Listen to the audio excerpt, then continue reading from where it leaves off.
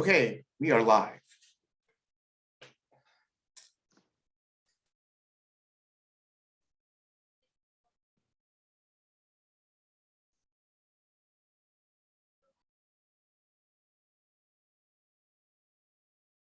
And Jeff, I'm not able to change Baldo's name inside the, I can't rename a co-host as a co-host, I think.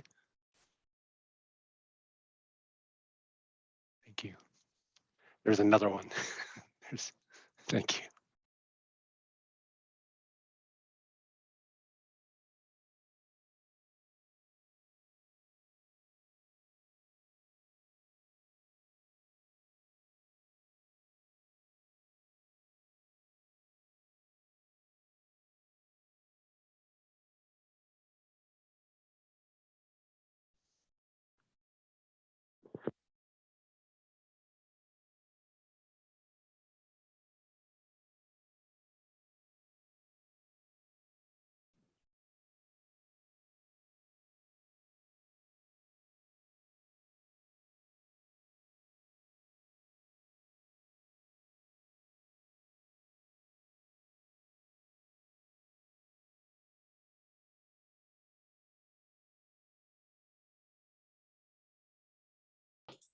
Okay, any other last minute questions? Everybody feeling good?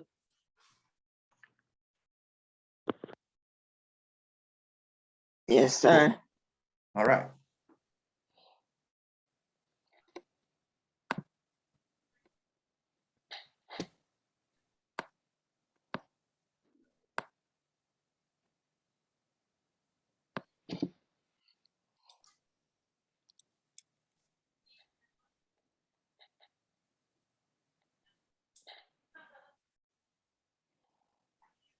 So quiet.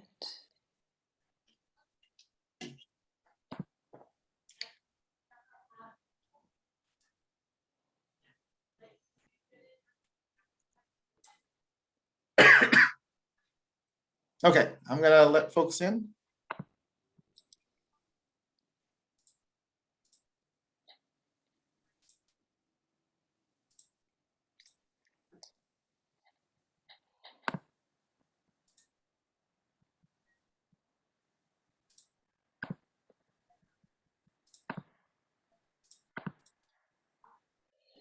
Hello, everybody. Now is a good time to check your audio and video settings. We will begin in just a moment.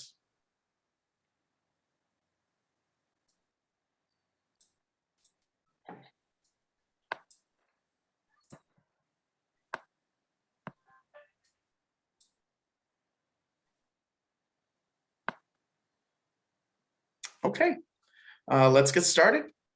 My name is Jeff Javier, and I'm with the University of Arizona Sonoran Center for Excellence in Disabilities. Welcome. Before we get started, I'm going to go over a few community guidelines. Number one, assume good faith from your colleagues. We are all here to learn together. Two, please use the chat or raise hand function if you wish to share. Participants are not permitted to unmute themselves. To share verbally, you will be called on after virtually raising your hand.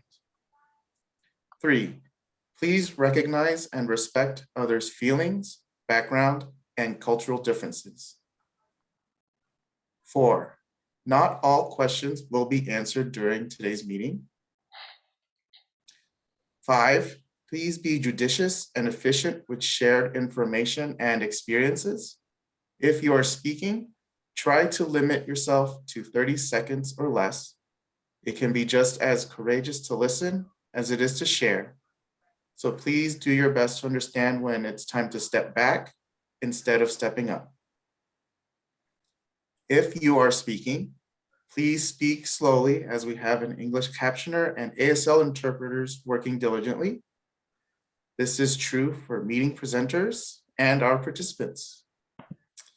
And then just one other thing is we do have certificates of attendance. To get one, you would complete a survey that we will provide a link to in the chat. And we will provide more information about that near the end of today's session. All right, I will now hand off to Natalie Luna Rose. Thank you, Jeff, and good afternoon, everyone. I'd like to welcome you to the 11th Annual African American Conference on Disabilities, our second virtual year, and today's you are attending our 8th session. My name is Natalie Luna Rose. I'm the Communications and Outreach Manager for the Arizona Center for Disability Law.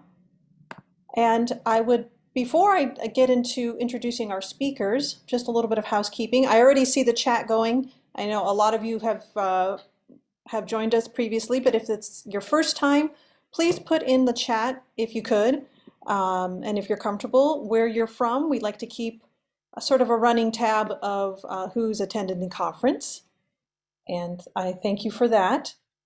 And I'd also like to thank our sponsors for without their time and support, we could not pull off this conference. So thank you to our gold sponsor, Perkins Coie, our silver sponsors, Arizona Department of Health Services, Children and Youth with Special Healthcare Needs, and Valley Toyota Dealers, bronze sponsor, Ability 360, and our advocate sponsors, Arizona Statewide Independent Living Council, Arizona State University, Arizona Developmental Disabilities Planning Council, Arizona Commission for the Deaf and Hard of Hearing, Arizona Community Foundation, Banner University Health Plans, Diverse Ability Incorporated, Lexus Superstition Springs, National Disability Rights Network, Marks the Spot Barbershop, NAACP Maricopa County Branch, Raising Special Kids, and Unique's Multicultural Connections. Also, thank you to our co-hosts, the University of Arizona Sonoran Center for Excellence in Disabilities, Northern Arizona University Institute for Human Development, Arizona Center for African American Resources, and my colleagues here at the Arizona Center for Disability Law. Again, thank you so much for your support. As I said previously, this is our 8th session, and today's session is Transition Rooted in Self-Determination and Self-Advocacy. And we've got a really good session today.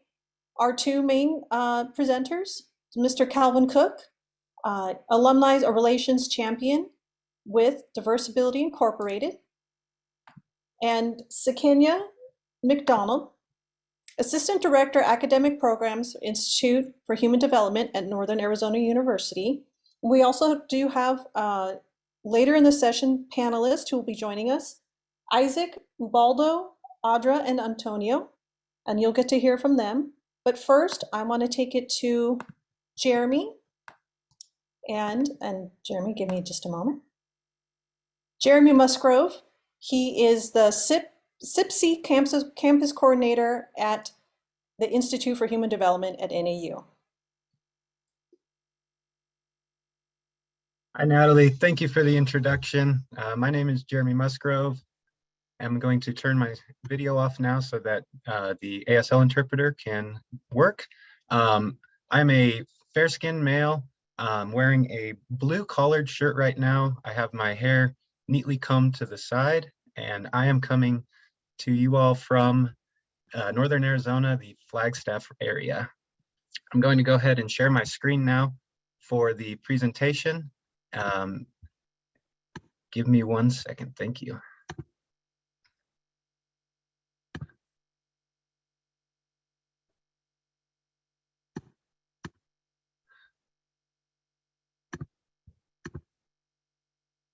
Okay, can everybody see that all right? I'm going to get started. Thank you again for everyone who is joining us today. My name is Jeremy Musgrove, and today's session will be the Rooted in Self-Determination and Self-Advocacy. I'm going to begin this presentation describing a little bit of some of the challenges faced in the Northern Arizona region related to individuals with intellectual and developmental disabilities, and then talk about the program that I work with supporting inclusive practices in college, run through Northern Arizona University, and explain how our program uses some of the missions and goals to help students self-determine and self-advocate for themselves in a post-secondary education setting. To start, a little bit of background information about some of the disparities that we are seeing in Northern Arizona. We support approximately 50,000 square miles of land in the Northern Arizona region, and many of those areas have a percentage or proportion of tribal members as high as 75%, which is close to 4 times the national average. In addition, we have Native American students in the K-12 system with disabilities, and approximately only 16% qualify for those educational services.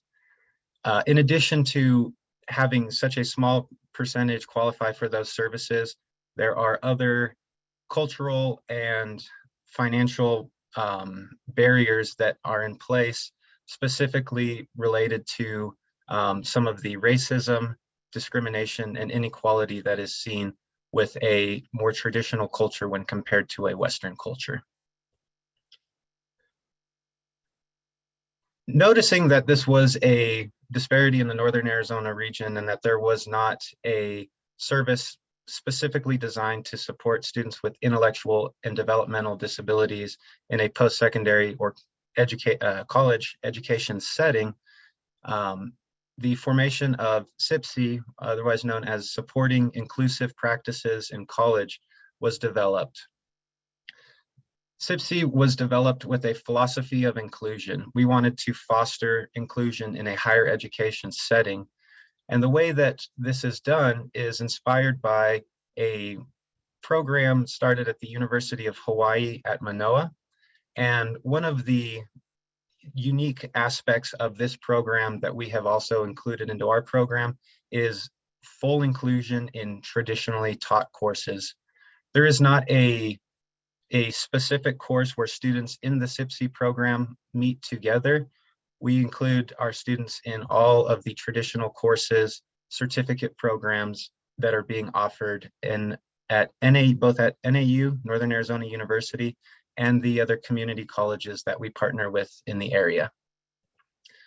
Our program was started from a 5-year federally funded grant.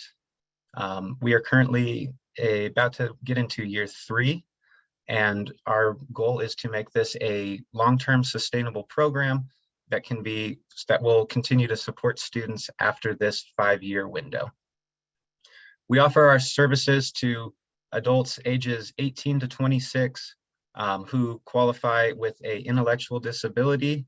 We also have funding from the ADDPC, one of our sponsors in this event, who offers funds to support students with developmental disabilities as well. And our program really focuses on that fully inclusion, as I mentioned earlier. And we have a variety of support services in place to assist these students that we'll get into more later. So the goals of SIPC to help students with intellectual disabilities in that post-secondary education is really rooted in that foundation of the person-centered model. So putting that student at the center, having a conversation with them and identifying what their goals and ambitions are in college and post-transition, and identifying those goals and then utilizing individuals such as myself, the educational coaches, and then our other undergraduate peer mentors to provide support to those students so that they can self-actualize and attain those goals. As I stated earlier, we are fully inclusion. We practice full inclusion in the higher education environment. And one of the ways that we also try to support our students is by developing those independent living skills, helping them identify and obtain gainful employment.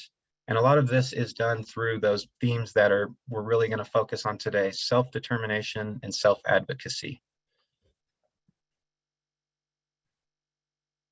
At this time, I'm going to pass it off to our program director, Sakenya McDonald. Thank you all for listening. Thank you so much, Jeremy, for the introduction, and thank you everyone for joining us this afternoon. So as Jeremy was saying, the SIPC program is a post-secondary transition program that provides services and supports to students and individuals aged 18 to 26, primarily in the Northern Arizona region. And as part of our structure, we have identified 2 core values that are informing how the program is implemented and replicated throughout the rest of the state. And then, of course, we also have strategy areas, or what we call model components. And each one of those kind of is designed to speak to the other one, to provide a really comprehensive transition program that really does start with that first core value, which is the front door first value system. And under that value, the SIPC encourages students to utilize all the available resources available to their non-disabled peers, which includes everything from academic advising, joining student clubs, taking the initiative to contact their professors. And also it's rooted in and centers around promoting inclusion, authenticity, and self-advocacy. So again, really encouraging the student to identify what their needs are and to have the same experience as an individual that does not have an intellectual or developmental disability. Next portion, Jeremy. And the second core value is setting the bar high. And under the setting the bar high core value, what we do there is encourage students to set standards to achieve. And some of those standards include setting expectations for attendance, timeliness, effective time management, making responsible choices. And under this core value, students receive specific training. And every semester we ask them to recommit to the expectations that they set for themselves, as well as the expectation that their specific college has and requires of all students, such as related to things such as integrity and fidelity as being a college student. Next slide, Jeremy. Oh, I'm sorry, Jeremy, do you mind backing up? I forgot to mention at the bottom of this particular slide here, there is an arrow that's kind of moving along in a linear fashion that says developmental evaluation. One really other key component that I really appreciate about the SIPC model and as part of my role is to work closely with our evaluator. There's a lot of data that comes in, obviously, as a part of this program. Students self-report on their own progress. The coaches keep very detailed logs of their experiences. We coordinate with the national organization Think College, which is basically our database and reporting system. And so from the very front and all the way to the very end, the student comes in, they're exposed to all of the opportunities that our program offers. But then on the behind the scenes, we're also collecting that data because we understand that data informs policy and practice. It encourages change. And the goal is for programs like SIPC to eventually be available to all students on college campuses and for all students to be able to have these supports. So a really important part of us continuing to find funding and continuing to advocate for really systemic policy change is embedded in that evaluation process. Next slide, Jeremy. So under our components and strategy areas, there are 2 component sections. The first one is Model Components 1. And as you can see, there's a little branch out that says Model Components 1. All of those components are geared around encouraging and supporting the student as they actually prepare to transition into college. The first one is Person-Centered Planner, which is Jeremy talked about, the individualized process for establishing outcomes and goals with each student leading the development of their own plan or essentially their roadmap. The second area is one of the themes of our presentation today, which is self-advocacy. And we know that self-advocacy is really encouraging the students to use their own voice, to be able to speak up on behalf of their needs, as well as their wants, and things that they're interested in pursuing. And doing so from a place of self-awareness. The third strategy area is self-determination, and self-determination points back to really students learning about independence and goal setting and attainment, and also having an understanding of their disability but how their disability can still be framed in a post-secondary environment, and that with supports and services, it's capable, they're capable and should be striving for success in obtaining a degree in a field of their choice. The next strategy area is collaborative teaming, and that is our formalized partnerships with state and local agencies and other community partners, and to effectively implement the services, but then also to help share the information related to the development and expansion of our program model.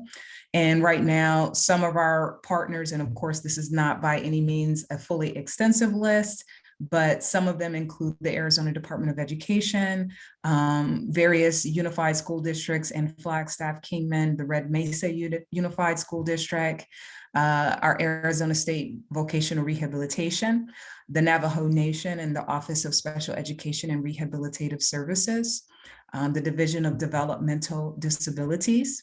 And then we also have 3 community colleges, which are Coconino Community College, Mojave Community College, and Northland Pioneer. And then of course, our sponsor today, the ADDPC, as well as our many self-advocates, many of whom are our actual students themselves. And the last strategy area under that first model component is dual enrollment. And dual enrollment offers individuals with intellectual and developmental disabilities who are still actually enrolled in high school exposure to the college setting. And that is designed to include access to college courses, internships, and then any supplemental campus experiences. So we also provide and offer dual enrollment as an option for any student that chooses to participate in our program. Next slide, Jeremy.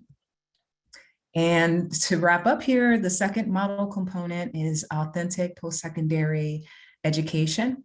And basically, this particular component is all centered around inclusive participation. So this is actually the really doing part of the student experience. And all activities provided under this component are aligned and circle back to that person-centered plan, and includes the use of the supports available at any college, for example, reading and writing and tutoring labs, as well as the peer mentorship experience. So the strategy areas under this component include our adaptive educational coaching, which is coordinating with students to identify inclusive academic and social opportunities on campus.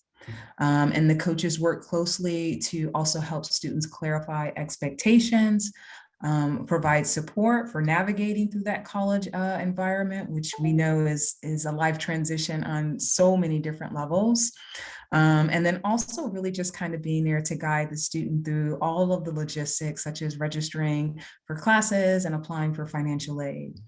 And then the last thing that coach does is act kind of as a quarterback for that student and helps refer students to any other community, state, or local funding or assistant sources that student might be able to benefit from.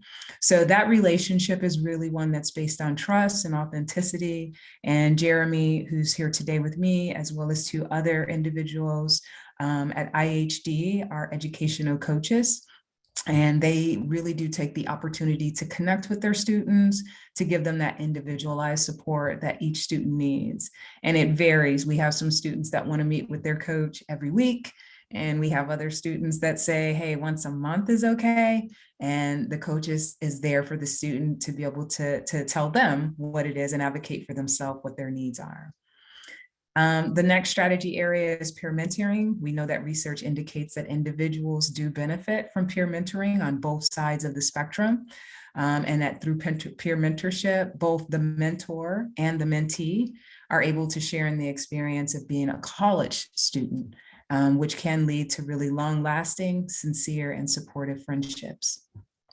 Technology support is basically the expectation that all students will benefit from the use of technology as determined by research, and that the use of technology can improve the outcomes for students with disabilities as they transition into college and as well as they navigate through their college experience. And so part of our core strategy area, one of our core strategies is to make sure that we assist students with their technology needs and coordinate with other individuals, such as the State VR or the IHD affiliate ASTAP, which provides assistive technology to individuals to make sure that they have what they need to be successful from the technology standpoint.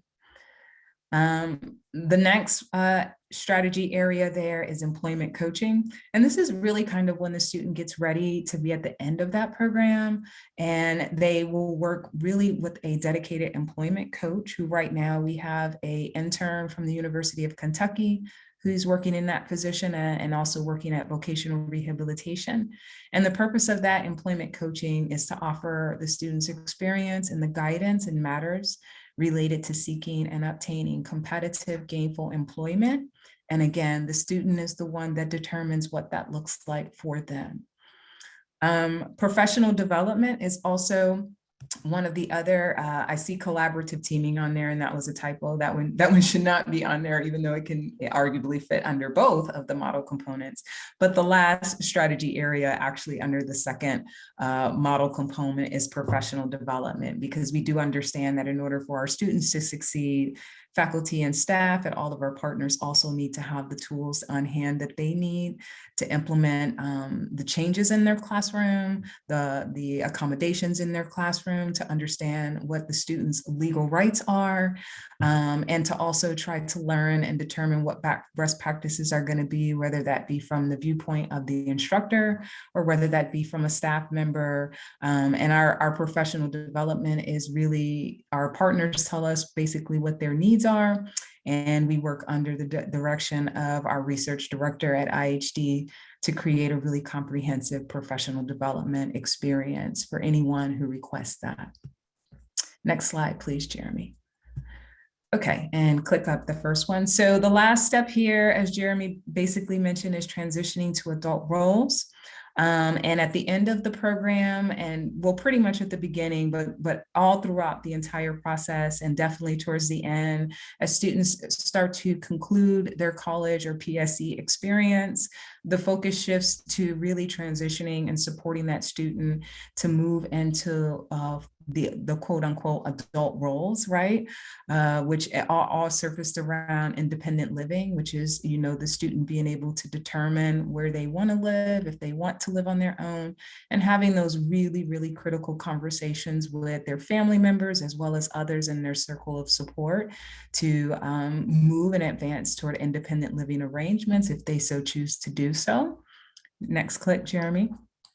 Integrative competitive employment, and integrated means finding employment that's based upon the student's desires, the meaningful credential, diploma, or degree that they've earned, and that also is an environment where the student is going in with the skills, the self-advocacy and the self-determination skills they need to really be able to thrive in any work environment that they so choose to put themselves into and that they're eligible to work in.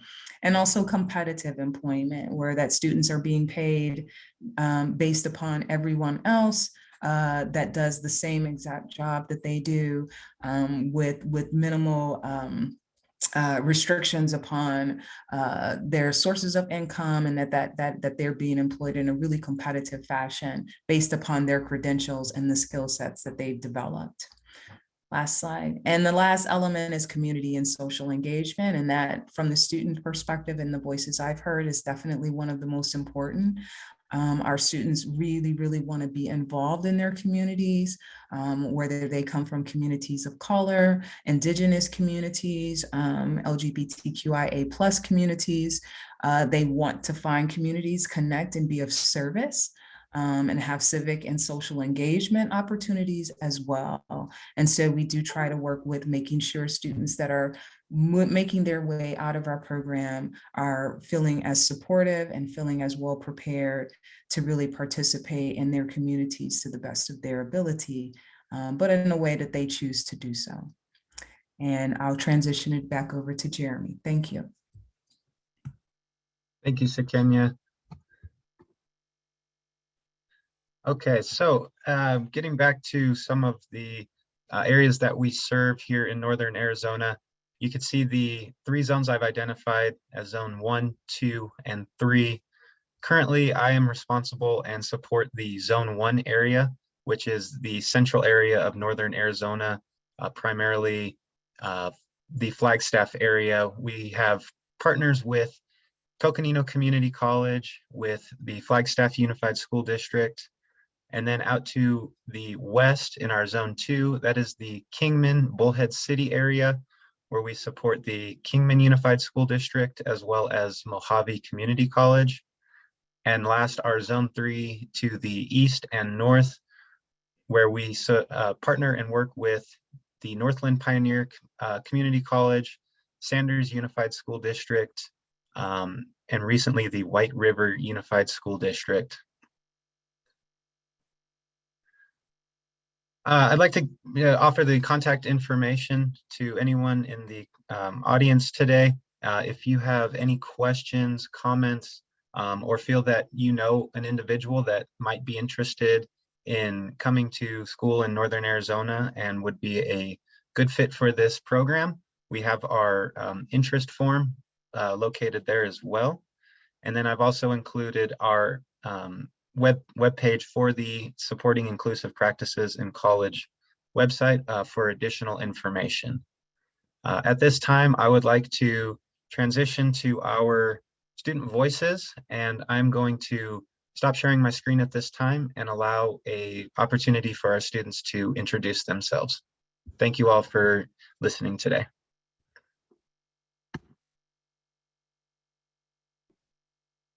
Yes, thank you, Jeremy. I am Calvin Cook again. I am the Alumni Relations Champion at Diversibility Incorporated. Part of my role in this position is to assist our youth along in their journeys. And at this time, I would like to give our youth panelists an opportunity to introduce themselves. I would like to start with Audra, if you may. Hello, I'm Audra Paletta. I live in Phoenix, Arizona. I am 24 years old, and I am currently in my last semester of community college. So I will be transferring to ASU in the fall, which is Arizona State University, by the way. I'm sorry. I am a young adult who has a disability, who also has a child who has a disability. So it's a very exceptional case. I'm currently studying criminal justice, and I plan to major in criminology in the fall when I transfer. I'm also the peer navigator specialist for Diversibility Incorporated, and I'm affiliated with the youth initiatives in Arizona. Yes, thank you so much, Audra. If you may, Antonio, introduce yourself, please. Okay. Hi, my name is Antonio Minigots. I am a current student at Coconino Community College, and I am about to and I'm studying in my Arts of Associates in my second year of college, as I am about to go into the NEU program at in the fall of 2022. There, I will be studying my forestry program, and I'll be able to get into my business degree and taking both at the same time. So yeah, I have a disability as well, but yeah, that's all I have for now. I don't have that much on me, so. Okay, thank you so much, Antonio. Yubalo, if you may go next, that would be awesome.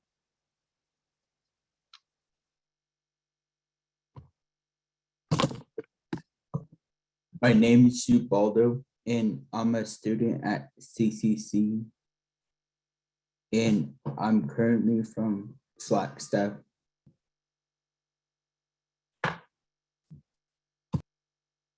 Okay, thank you so much. And Isaac, if you may go next, please.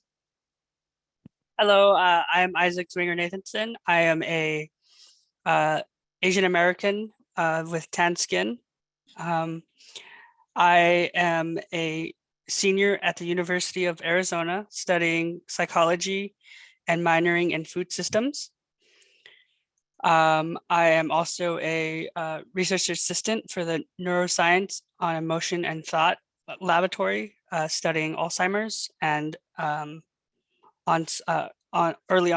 early stages of neuroplasticity.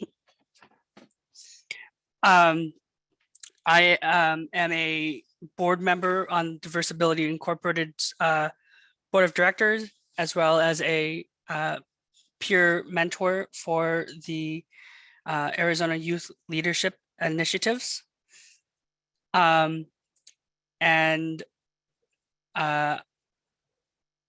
Yeah, I think that's all. Oh, and I'm from Tucson. And just a reminder to our panel, if you're comfortable, please feel free to turn your cameras on. Oh, sorry, I thought we weren't supposed to turn our cameras on. That was misunderstood. Okay, thank you all so much.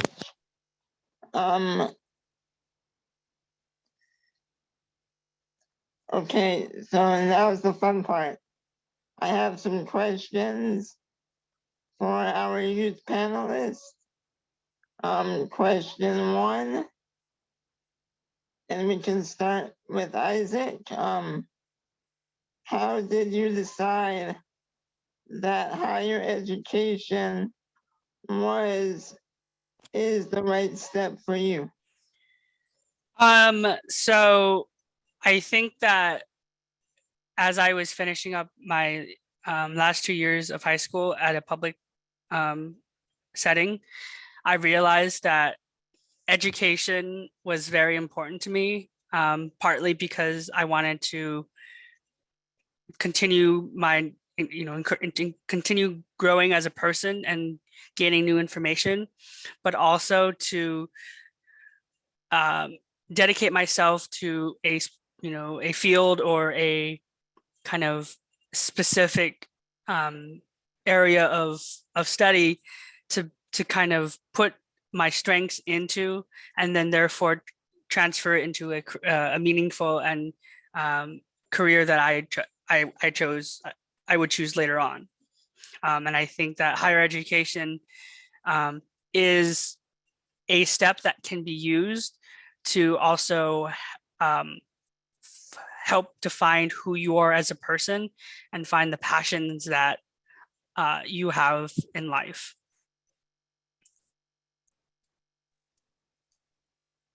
Thank you so much for that, Isaac.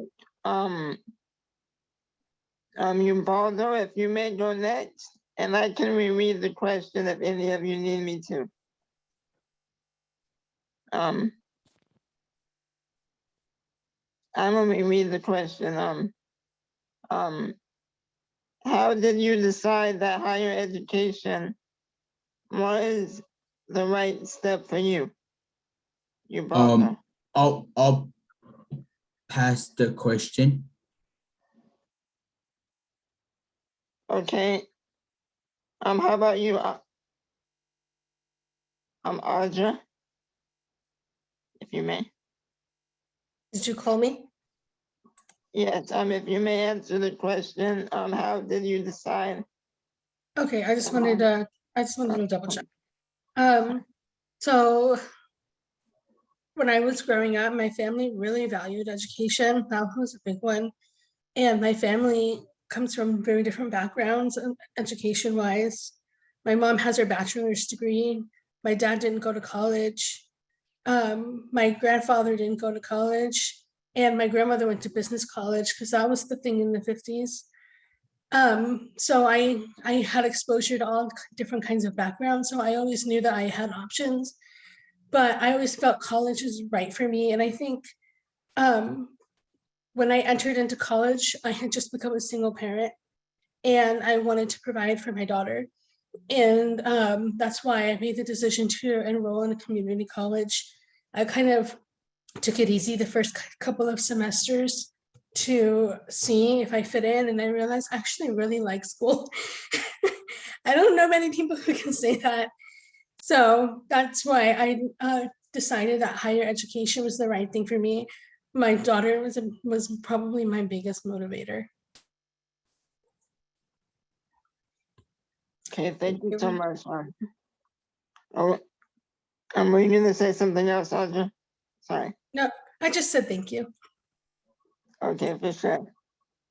How about you, Antonio?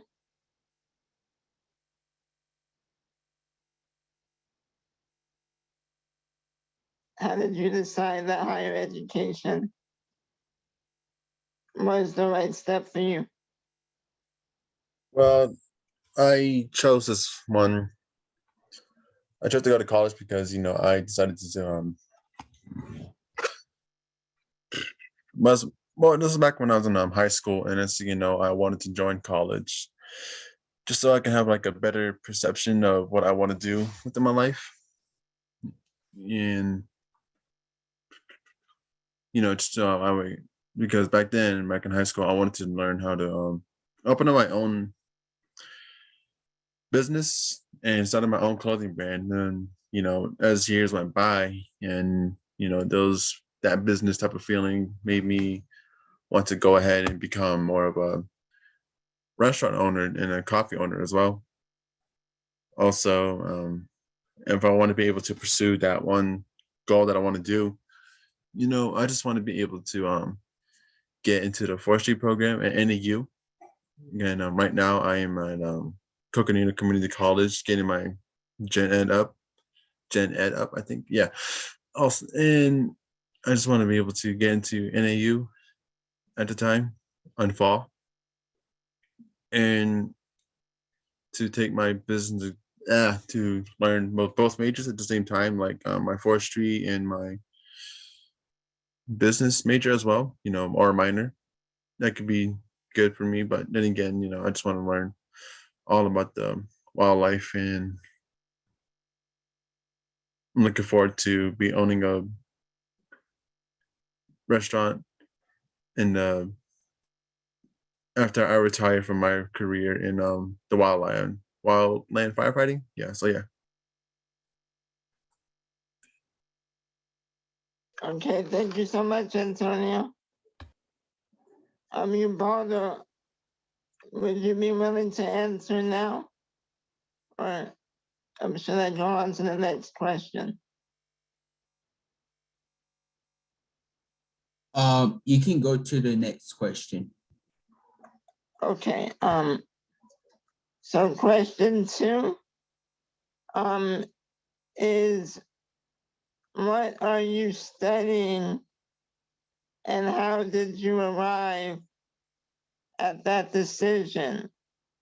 Audra, we can start with you, if that's okay. Yeah, of course. So I mentioned earlier I'm studying criminal justice. And the reason for that is because I cannot decide what to do. I previously was studying social work, but it was kind of in the heat where a lot was happening with the world and there were just a lot of concerns. So I opted to switch my major to criminal justice because it has the same policies as social work, and but requires more of the whole psychological aspect. So I actually really like it. I just have a thing for true crime. That's my thing. However, when I transferred to university, I mentioned I'd like to study criminology, which is basically the study of the hows and whys people commit crimes. But I also want to double major in something else or have a minor to kind of fall back on something. And I'm thinking communications because that's something that's up my alley, because that's part of what I already do.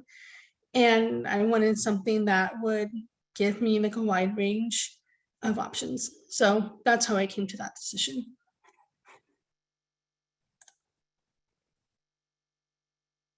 Very cool. Antonio, what are you studying and how did you arrive at at that decision. Excuse me.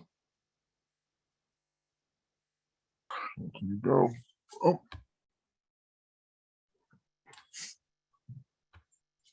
Right now, I'm just currently studying my Gen Ed, so that way I could be able to transfer to NAU at the moment.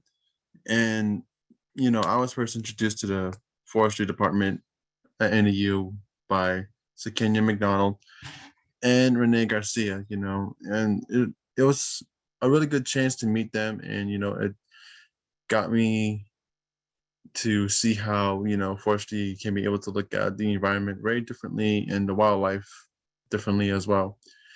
It just and they show me a lot of different pathways to becoming a wildland firefighter as well, and looking at many trees within our areas and looking at many different things within our environment and in nature as well. And the reason why I want to become that way, to become a wildland firefighter, to protect the wildlife, people in the way of the fires, and also to protect my family as well. So, yeah.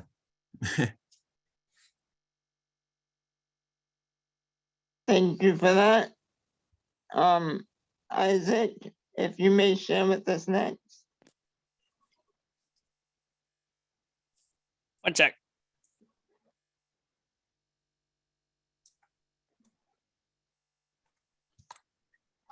Yeah, so like I said, I am a psychology major with a minor in food systems. So psychology, I picked psychology kind of right off the bat because psychology is very versatile and a multitude of fields. At first, I wanted to use it to better understand the human psyche, but more specifically, the interactions that happen and how and why we behave the certain way we do, and that would be translated in to being a lawyer of some kind. But I have found that law school is not for me, and I have gone the completely different direction and want to go into once I'm finished with my bachelor's, I want to go into a master's program, master's of for nursing, and then go to nursing school and be a pediatric travel nurse. And psychology lends itself very well because I've learned not both, again, the kind of the whys and hows of people, but also the developmental parts and kind of understanding what is understood about kids at a young age, and I've always had and this conclusion came because I've always had a knack for medical kind of information and just kind of consuming it, and just being always ready to kind of help and jump in when I can, and so nurses do that. So that's kind of where I'm at now. It could totally change, so I'm just kind of going with the flow. Yes, life is definitely a journey. Baldo, if you may share with us what it is you were studying and how you arrived at that decision.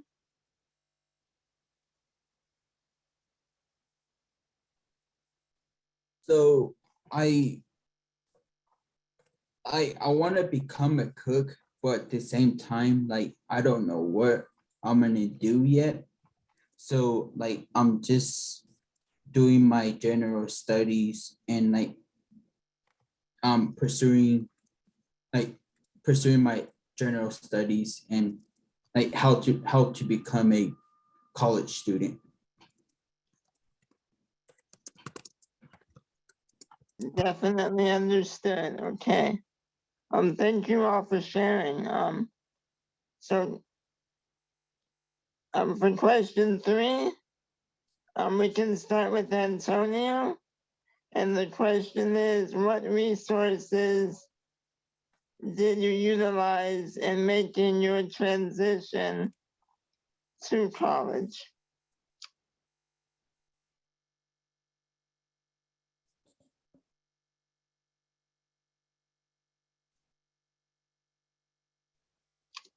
Antonio, if we can start with you.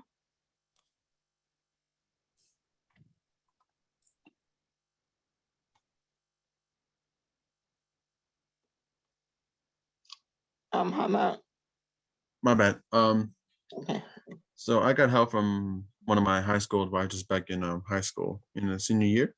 And he introduced me to the CCC program back. He introduced me to the CCC program when we were there just visiting and whatnot. So he advised me that college would be a really good benefit for me, and how it could help me down with my career down in the future. And he introduced me to Sakinia from SIPSI, and we got to talk about like some benefits of what it could help me about it.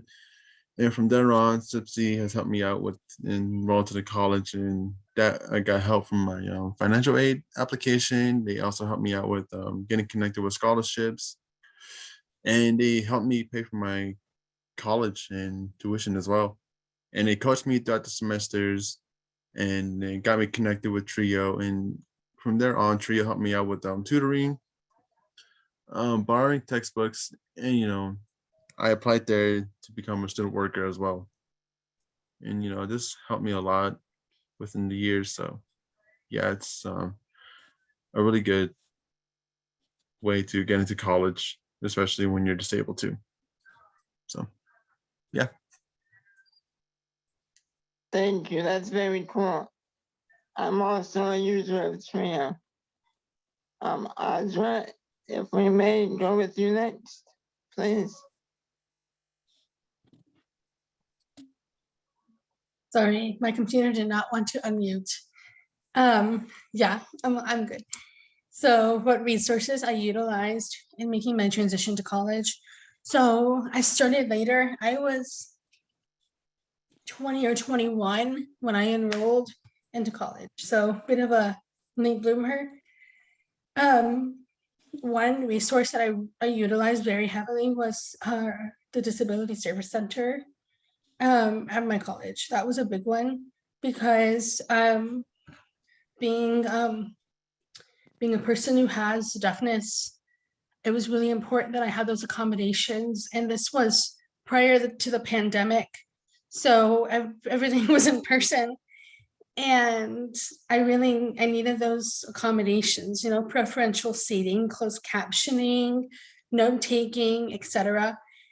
So that was a big one. And honestly, the best resource I had at the time was the support system that was provided to me. And I'm not even necessarily talking about my family. I'm talking about the people in my community who understood about the struggle of transitioning from one lifestyle to another, because that's essentially what it is when you're at that point in your life. That was huge for me. Financial aid was also very helpful. I'm so thankful for FAFSA because I cannot pay my way through college, and I do not feel like taking student loans out right now. That was essential. So I actually basically, this sounds silly. One day I basically just woke up and said, I'm gonna go enroll in college. I hit up an old teacher of mine to watch my daughter for a couple of hours, and I went and I enrolled in college. So, and that was it. And the basically I just kind of what's the word? I just kind of sidetracked everyone when I said, hey, I'm in college now. And so I had like a very big support system, and I still do, because people, like the people I love and love me, know that I need that extra support to make it through college with a child. So yeah, so I'll say Disability Resource Center, financial aid, and my support system were the biggest, for sure.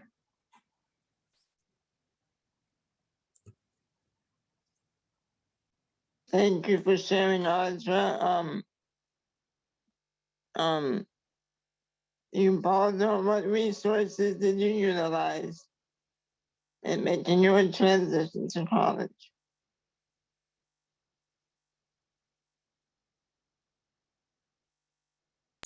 So what resource did I use? Talking to SIPSI, that like they helped me like fill up like the college application and like was faster and like connecting with like disability resources at CCC. And the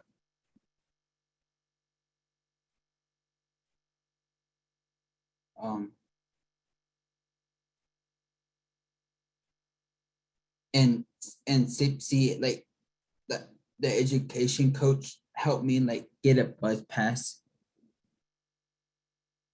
and like help me fill out the like a schedule that works with my work job schedule. Okay, that's very cool. SIPSI definitely sounds like a cool place. Isaac, if you may share that would be great. What resources you utilized in your transition? Yeah, so I would say the biggest support or resource that I used transitioning into secondary education would be vocational rehab. As a client, I have been very fortunate to be able to gain funding, but also gain some insight into financial aid and just kind of knowing what processes I need to do. They helped me with registering with the DRC, kind of setting accommodations for my classes, as well as just being aware of what you need as an individual. So not just, I think it's important that you find, what best helps you in a classroom environment and utilizing that to the fullest. I would also say that, talk to other people who, are in the same kind of boat as you. I can't, tell you how many times I've talked to people, around my age who also have disabilities, whether it's, blindness or not. I think it's good to get a wealth of knowledge, regardless of the disability, on what's available and what can be done for you through the DRC or through your professors. I think another important thing too is to remember that, communication is probably your biggest and going to be your best friend in college.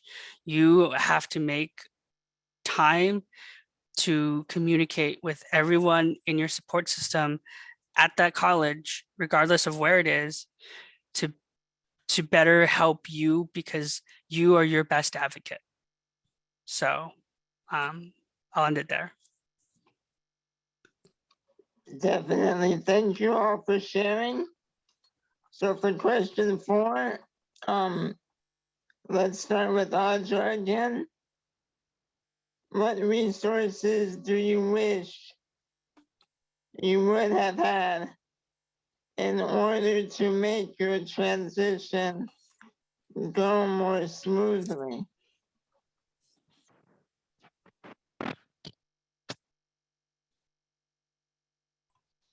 Sorry, there's a lag in my audio. Can you repeat the question one more time? I'm sorry. Yes, no problem. Okay, so what resources do you wish you would have had in order to make your transition go more smoothly? I don't think it's necessarily resources I would have had, as more of resources I wish I knew of. vocational rehabilitation. I didn't really learn about the full aspect of it until after I was enrolled in college. And at that point, I kind of felt like it was too late. It's not something that I think most disability resource centers really explore with their students for whatever reasons. So that's one. And I guess I just wish that I had knew about more resources in general for helping with that transition. It would have been really helpful. And I think that kind of ties back to the colleges themselves, whether or not they have those or are aware of those resources makes a big deal, makes a big difference, sorry. So yeah, I think voc rehab is definitely a big one, as well as anything else that I hadn't known beforehand that I've already learned after the fact, and it just kind of becomes a moot point. So thank you. Yes, for sure. Thank you. Antonio, if you could, what resources do you wish you have? Wait, excuse me. If you could share what resources, excuse me, sorry.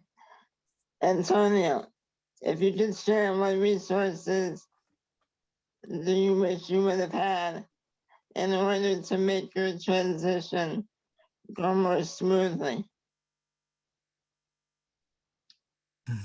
Well, I wouldn't change anything about this program because it helped a lot of students that could be able to get into the college, and it could help it just helps a lot with students with disabilities to get into college. They get advice from this program because it can benefit your life, and you can grow from it as well, and it brings a lot of opportunities to get involved with other students and other programs that are out there within the world.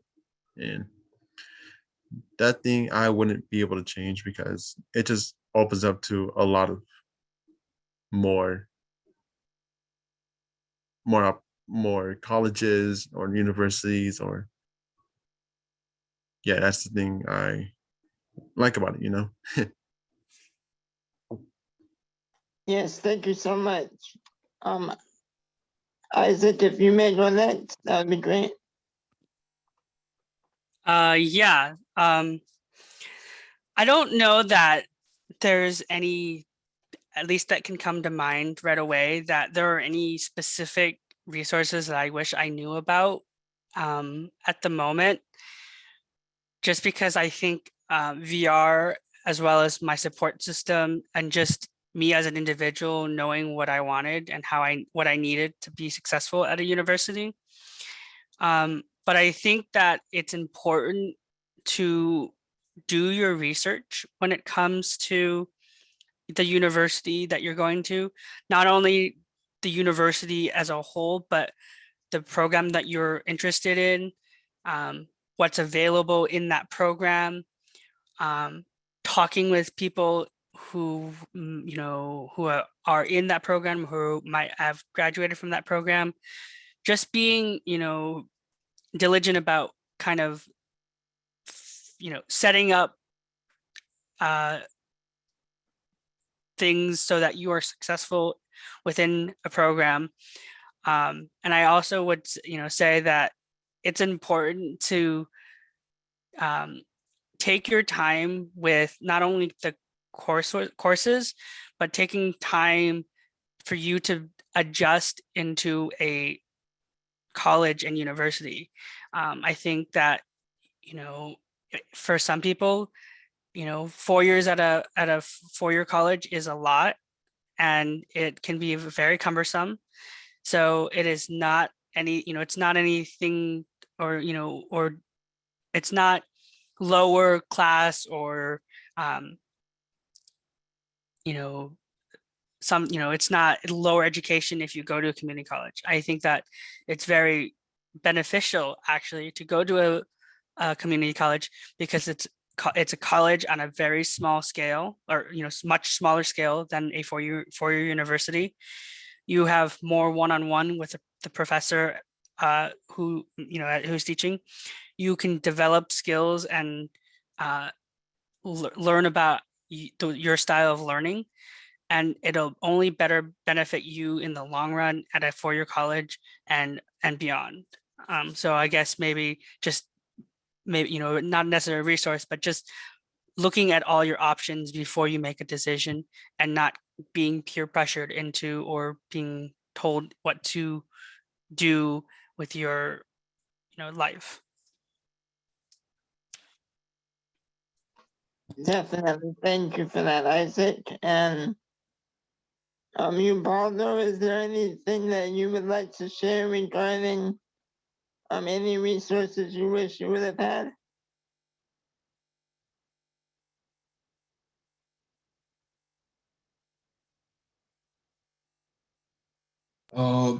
It just like my transition just went smoothly, and like learning new things to help me find my way to college.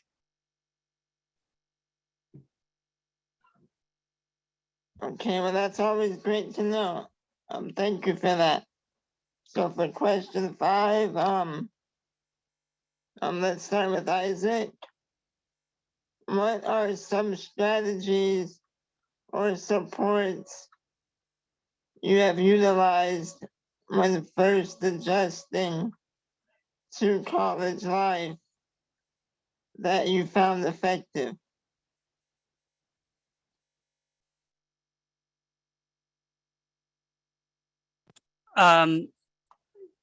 Sorry, Calvin, I was responding to a message. Could you repeat that question again? My mistake. Yes, no worries. What are some strategies or supports that you have utilized when first adjusting to college life? This is a good one. So I encourage new students and those who who are in school as well to reach out to your professors. I think that it's a misconception that professors and teachers are out to get you and that they don't care about you, but that's very far from the truth. 9 out of 10 times you will have a professor who puts on a front to kind of take charge of the class, if you will. But when you have one-on-one interaction with the person, they are a completely different person. And I have had great experiences with my professors in the past, and they have been understanding of the struggles that I have faced at going through college, but also just in life, and have given me extensions, or has changed something about the curriculum to kind of benefit me in a way, to be successful in the class. So I think that talking to your professor is huge. Another thing I would say is being willing to work with your classmates and your colleagues. I can't tell you how many times a classmate or a classmate or colleague has saved my butt, whether that's reminding me that we have an exam on a day, or that an assignment's due, or we're working in a group and we're collaborating to finish that group project, or whatever things. College is a lot different from high school, and that a lot more people are going to be more accepting and willing to work with you all around, whether it's a student, whether it's a staff member or professor. The other thing I would reach out to, again, is the DRC, and it does have different names, depending on the college you're going to, but also reaching out to the dean of students Sometimes the Dean of Students can offer some information that might not be available. I don't know how to say it. Like, it's not, well-known information amongst people. And so the Dean of Students has a wealth of information, and just do your research on your university. A lot of universities are starting to really have programs like SIPCUP. So, those are things that to look into for your universities in particular. Yes, thank you for that insight. Audra, if you may go next. Yeah, so let's see. When adjusting to college life, a big strategy that I found effective was time management. It was a big one because anyone who knows me will tell you I suck at time management, and it's definitely not my forte. So I had to really build that discipline, getting planners. I have so many sticky notes on my desk, it's not even funny. Using my phone, using my computer, I mean, everything but the kitchen sink, basically. And I had to, be able to figure out when I'm going to work on this assignment. I'm going to study this on that day, and etc. And I had to find a timeline that worked really well for me. So basically what time of day I would study, which happens to be nighttime because everyone's in bed. So that was a big one. And then supports that I utilized when first adjusting to college life. My social work professor was amazing. She became a very big mentor to me, and it was very tough when I had to tell her I was changing my major, but she and I stay in contact. She's always reminding me to just keep going forward and to, grit my teeth and keep pushing. Also, the supports that I had included like my family and friends. I probably wouldn't have gotten this far if it weren't for like my significant other. And that was just very essential to me, is having that like emotional balance of having people there for you, but also willing to give you space when you need it. That was very important as well. So yeah, it's just little things. I think that there's something for everyone, and it might take some time, but people eventually find they find that those things that help them the most, and they start, walking to the beat of their own drum and such. And you just, it's trial and error. It really is. Yes, definitely. How about you, Antonio? Would you mind sharing some of the strategies or supports that you have used?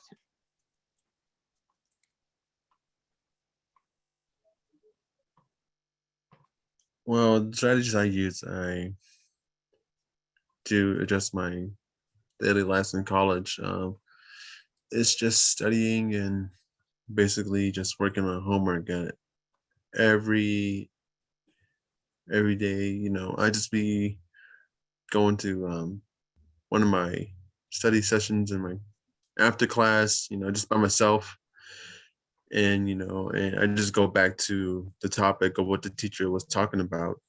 And, that's where I write it down on my paper, write it down on my notes, and what important things that need to be doing, what I need to be doing just to be able to pass out this class and, finish the assignment that I'm supposed to be finishing up.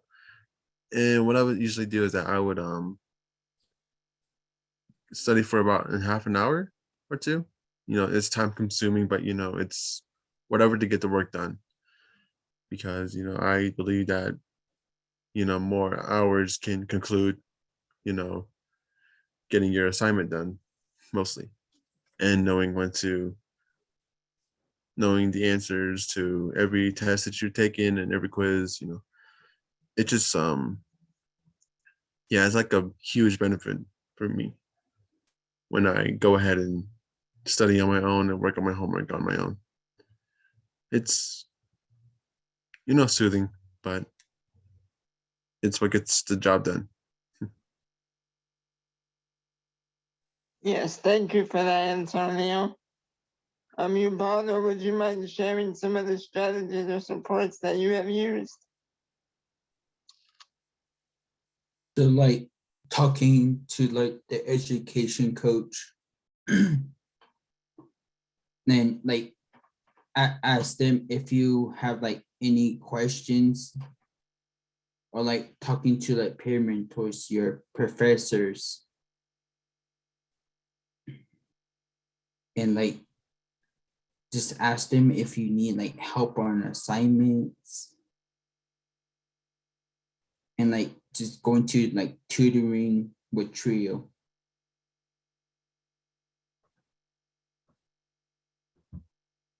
Okay, thank you all. This next question is asking what are some strategies and supports that you utilize now in order to maintain success?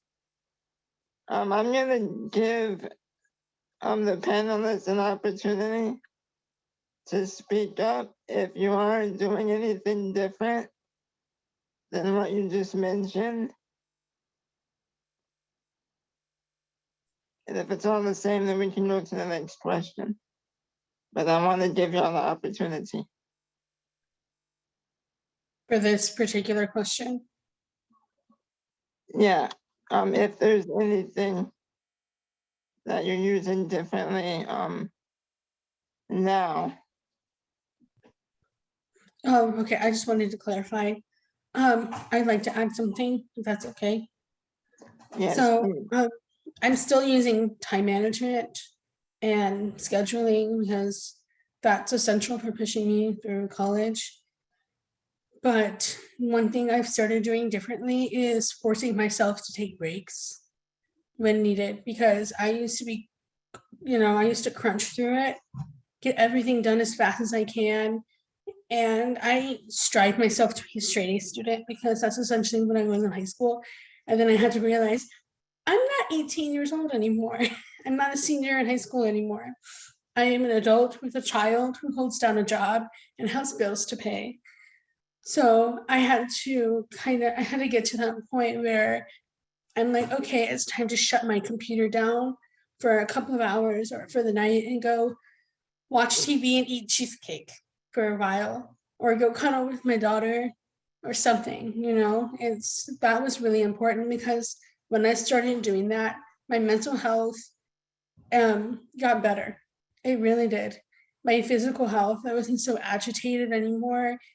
It made a very big difference in my life. And that's something I really want to point out as well, is taking care of yourself is instrumental when it comes to any educational institution, because it can really burn you out if you're not careful. Yes, thank you. Self-care is important. Would anyone else like to share anything that you may be doing different now to maintain success? Antonio, Isaac, Ubaldo. Like just keeping in contact with your like education coach, peer mentors, like, and your instructor, and to see if you're to keep track like on your assignments, and ask questions if you need help. Definitely, thank you for that.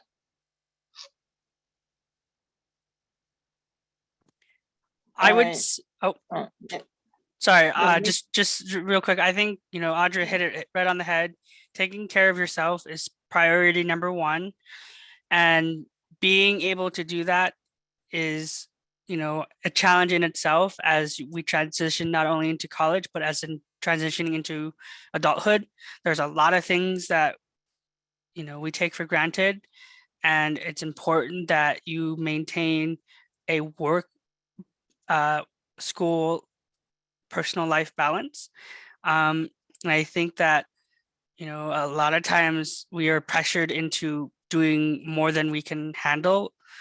And, you know, so please, by all means, you know, do what you can do comfortably and don't add more. Take it from someone who's pushed themselves continuously all throughout high school and all throughout college, just to, you know, just to realize that I don't need to do that anymore. I mean, I still do it, but, you know, do as I say, not as I do. Yes, yes. Okay, Antonio, would you like to share? Is there anything different that you're doing nowadays than you were doing back before?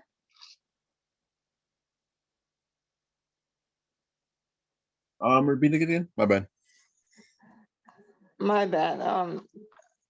Okay, so the question is, what are some strategies and supports that you utilize now in order to maintain success?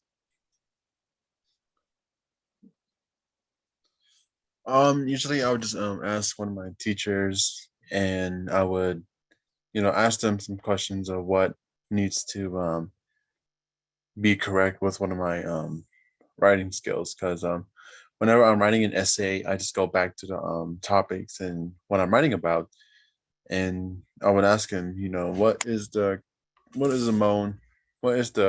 most main subject that I need to be writing about, and how can I be descriptive when I'm writing, or what's the best run-ons, what's the best sentence to end with a period, like a comma, decimal, and then a decimal period, apostrophes, name it.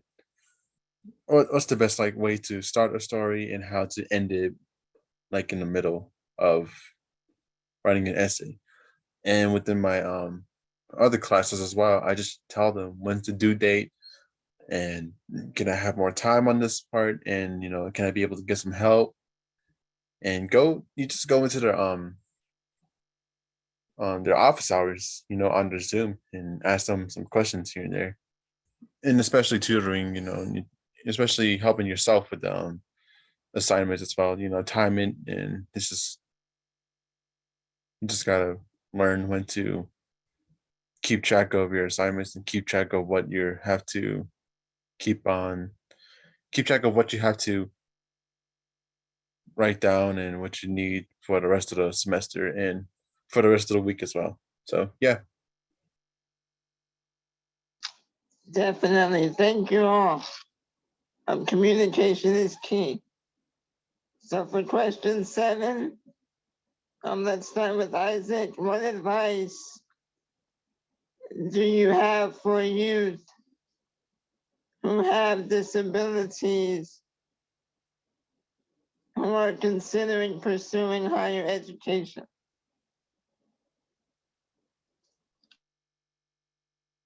Yeah, I've been waiting for this question all day.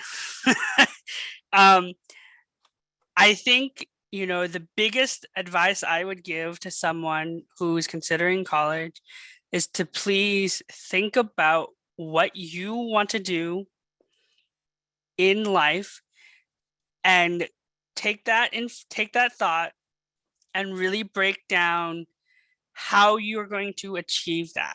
And I don't necessarily mean, oh, I'm going to go to college, get the degree. Be specific about it. You want to have a goal that is reasonable, but also attainable.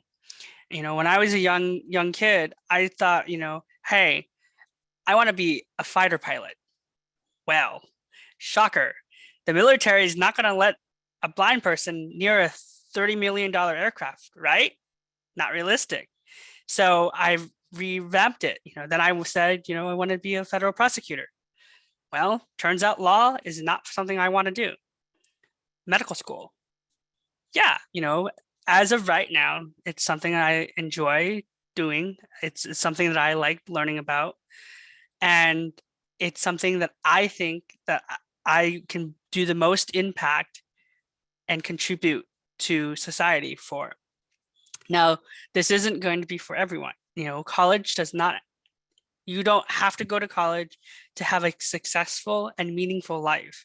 I know plenty of people who own their own business who didn't go to college, or who are living their best life doing what they are, doing. Technical schools are a thing. Barbers, mechanics, things of those nature. These are in high demand. They pay really well, actually, and there's always going to be a demand for them. So don't think that college, a 4-year college at a fancy, Ivy League school is the best choice for you. That's not the case, for a lot of people. And it doesn't, you don't need to add more stress and pressure to yourself if it's not necessary. So that would be my advice to youth who are considering higher education. Consider your options, formulate a plan, a kind of brainstorm a plan, do your research, refine that plan, and then take action. Thank you, Isaac. That's awesome advice. I'm just jumping in here because we do have just 7 minutes left. So I want to give some time to our audience. Or I guess, Natalie, we need to wrap up. Natalie, there you go. Yeah, I'm sorry. Actually, you know what? I saw the clock as 2:28, so we can give a few minutes. But if you just give me a minute for the wrap up, that would be great. My apologies. Okay, so how about I'll just say the question again, and if any of my other panelists want to share, that would be great. What advice do you have for youth who have disabilities who are considering pursuing higher education? If any of my other youth would like to chime in, that would be awesome. I'll throw something in really quick. A big piece of advice I have is don't let your current circumstances stop you from going. Like, if you really want to go to college, you will find a way. And I'm obviously saying that from experience as someone who was raising a child by herself. So I didn't let that stop me, and you shouldn't let it stop you. And Isaac already said that college is not for everyone, and that's okay. That's totally fine. There's way too much pressure on just by society in general for people to go to college in order to have a good life. College is meant for some people, it's not meant for others, and that's fine. And I'm actually going to bounce off to our next question, which was advice for parents and teachers and other professionals and community members, is to let the youth make those decisions. That's part of self-advocacy and self-determination. It's going to help them so much later in life. They know what they want, or they're figuring it out. That's fine. Let them figure it out. The best you can do is just be there to support them and not hold their hand the whole way. And I'm just saying that because my parents did not hold my hand. When I told them I was enrolling in college, they said, bye, go do that. Go figure it out. We'll be here when you need us. And that's how they are now. So that's, I think, is very important. And as for professionals or teachers, professors, etc., I think so many students feel like they can't go to their professors because their professors are so busy. I have not had a single professor who couldn't help me, who did not take time out of their day to help me, especially with my accommodations. I had a professor who fought the Disability Resource Center with me for a whole semester to get accommodations. He went out of his way to help me. And just don't be afraid to ask for it, because it's there. And if it's not there, then find it somewhere else. And that's all. Thank you. Yes, thank you, would Antonio, Ubaldo, or Isaac like to share anything else regarding any advice for youth, parents, or professionals? Yeah, I think, to bounce off of Audra, I think that it's incredibly important to let the youth explore. I know it can be scary, and I know that, as a parent, it is, a you want to, protect your child, but I think when part of being a parent is to let your kids grow, and regardless of their disability, if they can if they can do things independently, give them that freedom. And if they can't, provide them or help them find support systems and resources that'll help them be independent. A lot of people I have encountered think that they can't do something because their parents said no, or they were told that they were never going to be able to do that. Well, I'm a person with blindness, and I want to be a pediatric travel nurse. Go figure. So don't let society decide what you want to do. Don't let people tell you what you can and can't do, but also remember to be realistic and true to who you are. Thank you for that. And I see it's 2:28, Natalie. Yes, yes, it is. Thank you, Calvin. So I'm just going to give a minute here of to wrap up today's session. This has been a really wonderful session. We got a lot of feedback in the chat, a lot of great discussion, and I hope that all of you got enough out of this discussion today as I did. So want to thank our speakers, Calvin, Sakenya, and Jeremy. Thank you so much for your presentation. And our panelists, Isaac, Gubaldo, Audra, and Antonio. Without your voices today, I don't think we really could have gotten the gist of what is really needed for youth, for self-advocacy, for school, education, etc. So thank you. Thank you to our sponsors that I have put into the chat. Thank you so much again for your support. Please take the survey so you can get a certificate of attendance if you need one or would like one. And our next session is on next Tuesday, February 15th. Session 9 will be Government Resources to Help Voters with Disabilities. We will have Thomas Hicks, who is the Vice Chair of the U.S. Election Commission, along with his panel on how to, in a discussion about resources the government provides for voters with disabilities. That should be a really good session to attend. We also have another session that day at 1 o'clock, and our final 2 sessions will be on February 17th. I know in the chat there's also link to register. Please register and come and join us next week. And as always, thank you for our interpreters, Crystal, Joshua, and our captioner, Tracy. Thank you again for your work. So if there's not anything else, I wish all of you a good afternoon, and we hope to see you again next week. Thank you so much.